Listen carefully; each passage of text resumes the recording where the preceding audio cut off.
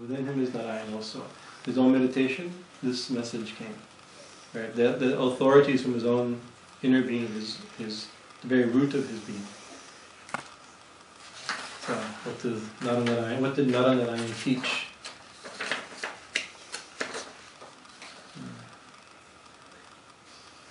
This was a complicated verse to work on. Igor and myself worked for over an hour, argued and debated this point for an hour, how to interpret this verse, right? So we've chosen a little bit the conservative understanding of this verse, although there's probably the thing we were talking that Vedas, the Vedas, the original speaker of the Bhagavatam, the original writer of the Bhagavatam, was not an ordinary man. Right, he was also an Amsavatar of the Lord for the incarnation of God in order to write down the stories of God, and whoever was a secondary, if there's any secondary scribe in ancient times who wrote these texts down, historians may argue it was written at such and such a date in South India, like this, by a Brahmin of this caste or something. They may say like that, but even that person couldn't be a normal person because the subtlety and nuance of the philosophy of the text is exquisite. Whoever wrote it, rather Vedas or some other saint, right? Whoever wrote it did not write anything by accident. So that if you can understand a verse in 3-4 different ways, maybe it's intentional, right? That's the thing. Maybe it's meant to be understood in different ways, right? But we'll give the more conservative understanding, the way most translators have understood this verse. And the verse it seems to be about, he says, I've heard it from Narada. What is the authority of Sanatana Dharma? What do we base dharma on? So he says, dharma-muulam. Mula means root. And root has many meanings. It means foundation, it means source, it means originator, it means base. Right? It means so many, you can say, I have to tell you what so many nuances the word root means, right? But the root, the foundation, of dharma, what is that? Dharma-muulam, ki Bhagavan, is verily God, Bhagavan. Right? Bhagavan is the source of Dharma. Right? So you can say Dharma comes from Bhagavan, or the authority for this is like he heard it directly from God's mouth. Right? So Bhagavan is the source of this foundation of this. sarva-vedamayo, harih. Hari, here God, Vishnu, Narayan, Bhagavan. Right? Sarva-vedamayo. He is the embodiment of all the Vedas. Right? And so all the Vedas, most Veda means 4 Vedas, right? 4 Veda, but Veda does not just mean the 4 Vedas, right? We were thinking that earlier today, Swami Bhajanananda in his talk at the Parliament of Religions, when he's trying to say the foundation, he's also saying what's the authority of Hinduism, Sanatana Dharma, it's the Vedas, and by the Vedas we mean the Vedas are not considered to be, they're eternal also, they have no beginning, no end. So the challenge can come, how can a book be eternal? Somebody wrote the book. Right, and how can a book be unlimited? How can a book be perfect? How can a book be the root of everything, of all creation? And he says, by the Vedas, a great line, by the Vedas no book is meant. He says, the Vedas means that eternal knowledge, that divine knowledge itself, right? Actually here it says, sarva-vedamayo, Veda, which means knowledge, all knowledge, or all the Vedas, or all knowledge itself, is Hari, is God. Right. He's the source of it, or he is it. You can think both ways. Right. That's eternal. Right. The books the 4 Vedas just capture a tiny window, a tiny vision. Actually, ancient rishis in their meditation austerities, they heard, they caught a glimpse, or heard a glimpse. You could say, right, or perceived. A flash of reality of the Veda, right? And from that they tried to speak, or they passed down what they heard, or tried to describe what they saw. It's hard to tell because this is in very ancient prehistory, right? And that got passed down in the Vedas, right? So, but what they saw, that's the real Veda. He said that's Hari, that's a Bhagavan, that's the root, right? The root of Dharma is Bhagavan, the embodiment of all Vedas, right? And then it says, smritam, tad-vidaam, raajam, O king. So this is where we get complicated, but where we'll translate it is, and the codes, or this the smrita. The Veda is called Shruti, that which is heard, right? It's not. It's like when you memorize the Vedas. If anybody ever studies, a Vedic teacher or the father or the guru will start teaching us. Repeat after me. Now recite. Right? Om Namo Bhagavate Rudraya. If you make a mistake, they hit you with a stick. You don't make a mistake. You don't make it too many times. And it's chanted exactly the way it was heard. Right? It's amazing. Not only we know the words, but we know exactly the intonations of the Vedas. It's been passed down in families. Right? And there's some families that are whole for 1,000 generations, hundreds of generations at least, that they've been learning and passing down the Vedas. Right? Exactly as their parents understood and heard them, and the way their parents understood and heard them. Right? It's been passed down. That which is heard.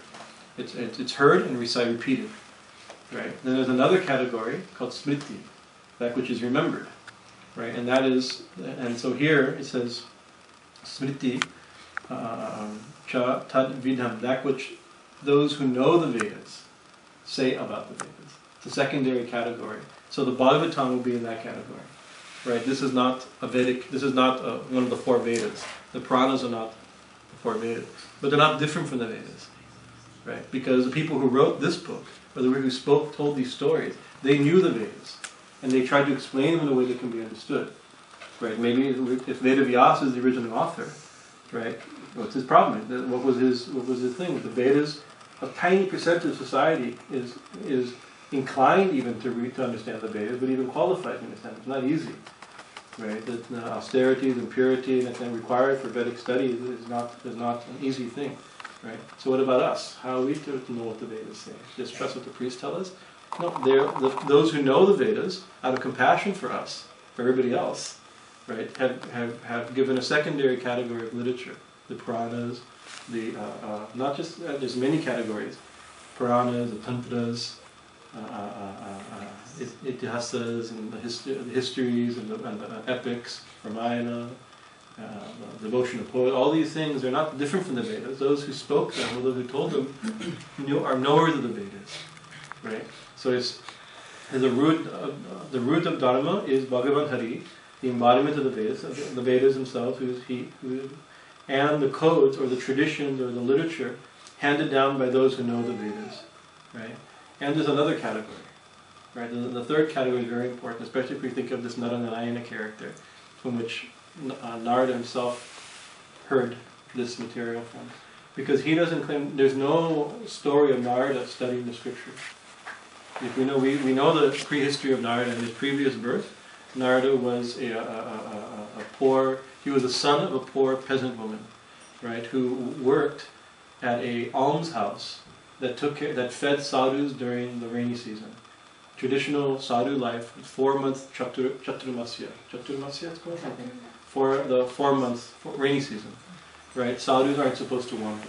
Usually you wander the whole year, and during the rain, in Buddhism they call it the rains retreat. The Buddhist monks also don't wander during this time. They stay in one place, and they increase their study and austerities. But they can't move. It also builds up your health, right? Because after wandering and eating so many different types of food, it's not easy. Staying in one place, some ashrams, some place, you have a good library, you have other sadhus you can talk to, you get some decent food, and build up it's an opportunity at this time. And so she was somebody whose job was to feed these monks, these sadhus, right? And he says that by simply associating with these sadhus, by feeding them and taking their prasad, actually the prasad, these sadhus, whatever was left over on their plate, that Narada Muni in his previous life would eat that. And that itself woke up some spiritual desire. The effect of the prasad immediately woke up some spiritual desire. What can he do? He's only helping his mother. So one day his mother was bit by a snake in rainy season. Snakes are common. And his mother died. And he took it, this is the grace of, difficult, painful, but the grace of Bhagavan. Right, and now I'm free. So he went into the forest and did austerities. Om Namo Bhagavate, Om Namo Narayana, Om Namo Narayana, Om Namo, chanting this mantra that he learned from the monk, because monks always greet each other, Om Namo Narayana, it's a common thing. Why? Because within Nada is Narayana. There's not a Narayana dual incarnation. Within every Nada there's Narayana. The sadhus manifest it. So Om Namo Narayana, you read. And so he, Om Namo Narayana, Om Namo Narayana. And then he had a vision of Narayana. Beautiful vision of Lord Vishnu. And the message Lord Vishnu gave him is that you will never see me again on this earth. And he disappeared. This is the benefit of years of meditation like this. After many, many years of difficult austerity, this is his message. Right? Why was that? He says, because you saw me, now you know who I am. And now, you just the person you want to see most in the world, you get a glimpse of him, and he disappears, or get a glimpse of her and she disappears. How do you feel? You want more than anything in the world to see that person again. Even more before, if you want to see before you meet them, how cherished object of your devotion, right? The source of all joy and happiness. You get a glimpse of him, he disappears, right? So he became really overwhelmed by longing, right? And so his whole life longing for God completely purified him of all gross matter in his mind, all purified his heart and mind. And then in his next life, he was born Narada. He was born a sage, a perfect sage. He was just born that way, right? So he didn't learn it. He didn't study the scriptures. He didn't study the 4 Vedas. He didn't. There's not. Maybe there's record. I've never seen any place where it shows him going to school and studying the Vedas, right? He didn't study the Puranas, right? He's speaking the Puranas. He's one of the characters speaking. He's inspiring. He's telling people. He's telling Vedas to write what to write, right? What's the thing? So there must be a third source of authority besides the Vedas and the books based upon the Vedas, the Shruti and Smriti. And so Narada heard it from directly. So the third source is direct experience, your own experience, right? So he says, the root of Dharma is Bhagavan Hari, the embodiment of the Vedas, the codes handed down by those who know the Vedas, and one's own experience of satisfaction. Atma, prasiidati. This is also very struggling with this term, trying to understand what these terms mean. Atma prasiidati is that which satisfies your own self. Right, satisfies the soul. Great authority. How, if you're hungry, what causes hunger? Right, the lack of food and the enzymes and nutrients, and I can give like that. And I can describe also how food, if you eat food and take in nutrients and calories, that your hunger will be satisfied. And then you keep your life. I can explain like that, and I'd be correct. I can quote all medical scriptures and convince you, because you may not know how it works. You're hungry, and you may trust me. I'm a doctor or somebody, a medical teacher. I can explain the whole science and you'll understand it. I'm the correct authority, right? The texts are there. I'm qualified to speak such things, right? Or you could eat, and if you eat, your hunger goes away. How eating makes your hunger go away. That's direct. That's what's meant by direct experience, right? That satisfies for your own. So the source of Sanatana Dharma, these rules or these principles that are going to be mentioned in the next pages and next weeks to come, they come from the Vedas. Ultimately they come from God. God manifests them through the Vedas, through the tradition, and through your direct experience. Direct experience of sages, or your direct experience. It can be your experience also. Right. So now the next section, it's 4 verses, that's just going to give a list. These are general qualities of Sanatana Dharma.